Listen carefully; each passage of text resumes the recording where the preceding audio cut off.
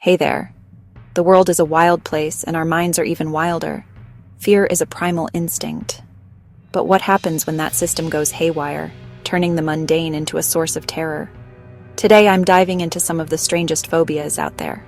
Yep, these are real, and you might just find yourself relating to one. Let's get into it. First up, we've got irrational, the fear of peanut butter sticking to the roof of your mouth. Imagine enjoying a PB&J, and suddenly, panic sets in. For sufferers, it's a visceral fear of suffocation, that thick paste feeling like it's sealing their airway. This phobia likely comes from a fear of choking, and while it sounds silly, the terror is very real. Next is nomophobia, the fear of being without your mobile phone. Originating in our tech-obsessed era, this one's on the rise. It's the sudden, terrifying silence of being disconnected. For sufferers, a dead battery isn't an inconvenience, it's a crisis. The name comes from nomophobia, and if you've ever lost your phone, you know a fraction of that feeling. Third, we have xanthophobia, the fear of the color yellow. This odd one dates back to ancient times, where yellow was sometimes linked to sickness or poison. Imagine a world where sunlight feels like a threat.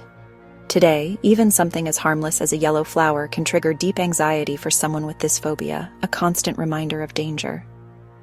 Number 4 is optophobia, the fear of opening one's eyes. Imagine the terror of darkness being safer than the world you see when you open them.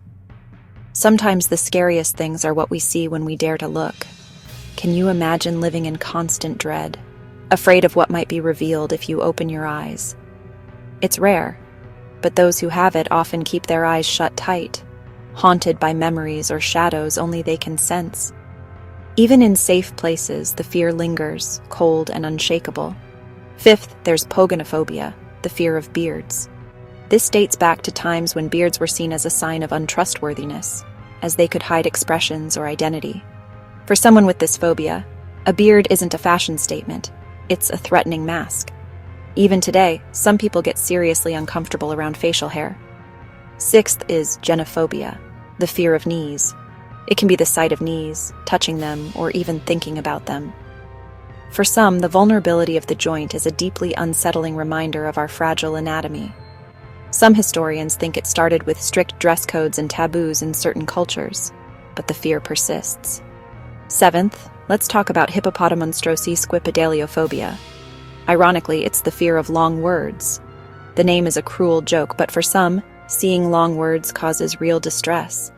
It's often tied to a fear of appearing uneducated, and hearing or reading them can trigger a feeling of being overwhelmed and intellectually trapped. Number 8 is chorophobia, the fear of dancing. For those who suffer from it, a crowded dance floor isn't a place of joy, but a stage for potential humiliation. This intense fear can come from deep-seated social anxiety or a single traumatic experience. It's a visceral reaction where every beat feels like a command to perform. Even the thought of moving to music can trigger a profound sense of dread, a feeling that their own body might betray them. Ninth, there's turophobia, an intense fear of cheese. This goes far beyond simple dislike. For a turophobe, the sight of cheese, with its strange textures and unsettling holes, can be deeply disturbing. Some people can't stand the sight, smell, or even the thought of it. The pungent aroma might evoke thoughts of decay, while the texture can be a source of extreme disgust, often because of a bad childhood experience that forever linked it to nausea. And finally, the most meta fear of all, phobophobia, the fear of phobias themselves. Yes, it's a real thing. A terrifying, paradoxical loop where sufferers live in a state of hypervigilance, afraid of developing a phobia.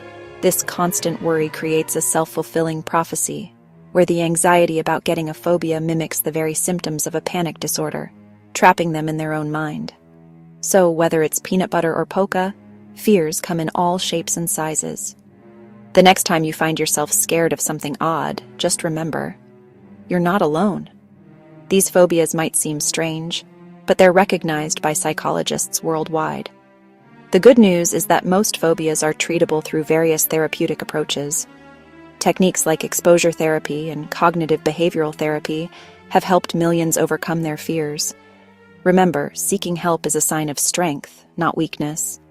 Every day people face their fears and take steps toward overcoming them. Small victories deserve celebration. Understanding these unusual fears helps us be more empathetic to others' struggles. So next time you encounter someone with an unusual fear, offer understanding instead of judgment. Stay curious, and I'll catch you next time with more fascinating facts.